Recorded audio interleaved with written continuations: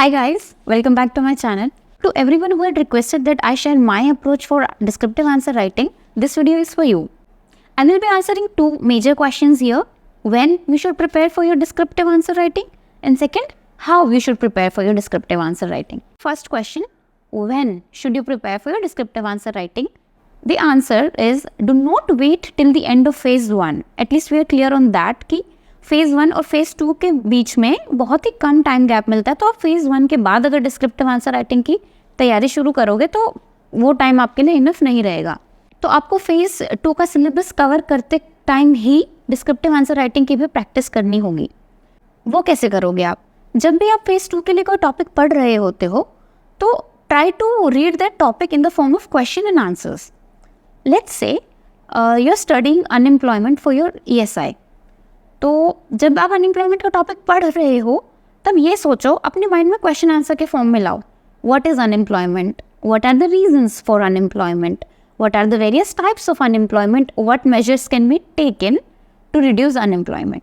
Supplement all this content with latest figures on unemployment data.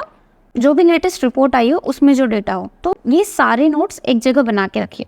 अब note making जैसा कि मैंने पहले बताया था कि या तो आप डायरी में बना सकते हैं या फिर आप ऑनलाइन मोड में बना सकते हैं. तो जिन लोगों को कीबोर्ड यूज़ करने का ज़्यादा एक्सपीरियंस नहीं है उनके लिए बेहतर होगा अगर आप ऑनलाइन नोट्स बनाएं. उससे आपकी कीबोर्ड प्रैक्टिस थोड़ी हो जाएगी. नहीं तो डायरी में you can always make notes as long as you making it in the form of question and answer. Now I know it is not easy to start typing with the keyboard while you're thinking the answer. So मेरे साथ भी same problem होती थी. So let me tell you that it is a habit which you will develop over time. Now I developed this habit by using a 3-step process. First, don't start writing your answer straight away. Frame a basic structure of the answer in your mind. Let's say the introduction, the main content of the answer and the conclusion. Now introduction कैसे लिखना है? Introduction भी ना आपको एकदम bookish language नहीं लिखनी है. मैं आपको एग्जांपल देती हूँ सिंपल सा. अनएम्प्लॉयमेंट का एग्जांपल लिया था हमने ऊपर, अनएम्प्लॉयमेंट पे ही डिस्कस करते हैं. मैं आपको 2 डेफिनेशन बताती हूँ. Unemployment is people above specified age not being in paid employment और self employment but currently available for work during the reference period. और unemployment is a state where a person is actively searching for a job but is unable to find work. इन पिछले 2 definitions में से आपको कौन सा definition ज़्यादा easy लगा? तो नेक्स्ट टाइम जब आप पढ़ोगे तो कौन सा डेफिनेशन आपको इजीली याद भी रहेगा? क्वाइट ऑब्वियस सेकंड वाला. तो आपका इंट्रोडक्शन भी कुछ ऐसा ही होना चाहिए कि जो आपका आंसर पढ़ रहा है अगर उसको वो टर्म नहीं आती हो तो भी उसे समझ में आ जाए. मतलब आपका इंट्रोडक्शन सिंपल वर्ड्स में होना चाहिए जो आपको भी याद रहे लिखते हुए और सामने पढ़ने वाले को भी आसानी हो पढ़ने में. Second step, start writing your answer using pen and paper. आपको ये याद रखना है कि ये आपको सिर्फ प्रिपरेशन स्टेज में फॉलो करना है, क्योंकि हमारा एंड गोल तो ये है ना कि हम कीबोर्ड से लिख सके while you are thinking about the answer. उससे पहले हमारा गोल ये होना चाहिए कि हम एक कॉम्प्रिहेंसिव आंसर लिख पाए, फिर हम कीबोर्ड वाली स्टेज पे मूव करेंगे. Between the second and third stage there is an intermediate stage in which you have to write your answers in points.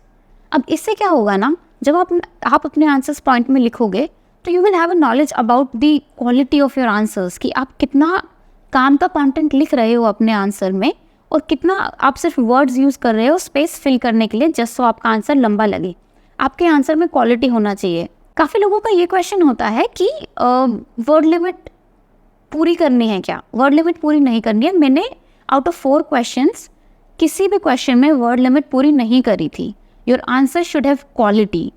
अब एकदम छोटा आंसर भी नहीं लिखना है, but just to extend the length of your answer. आप अपने answer को ख़राब मत कीजिए, कुछ भी गार्बेज मत लिखना उसमें. Now the final step is to start writing your answers with the help of keyboard.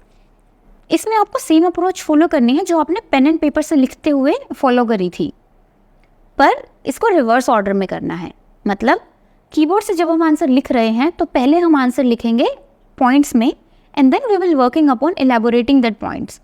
तो आप जब भी कीबोर्ड से आंसर लिख रहे हो तो सबसे पहले तो 3 वो लिख लीजिए, introduction, content and then conclusion.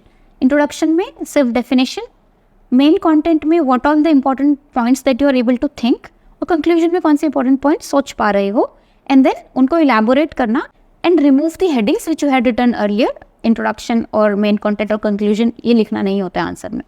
So I'm sure by using these 3 steps which I used in my preparation journey, you will be able to perfect your art of answer writing.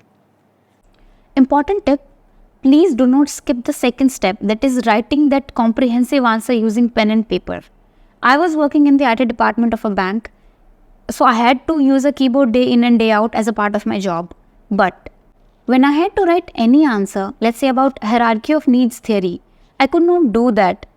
So the key takeaway that I want to be from this video is that the barrier in descriptive answer writing does not have much to do with your familiarity of using a keyboard or a computer.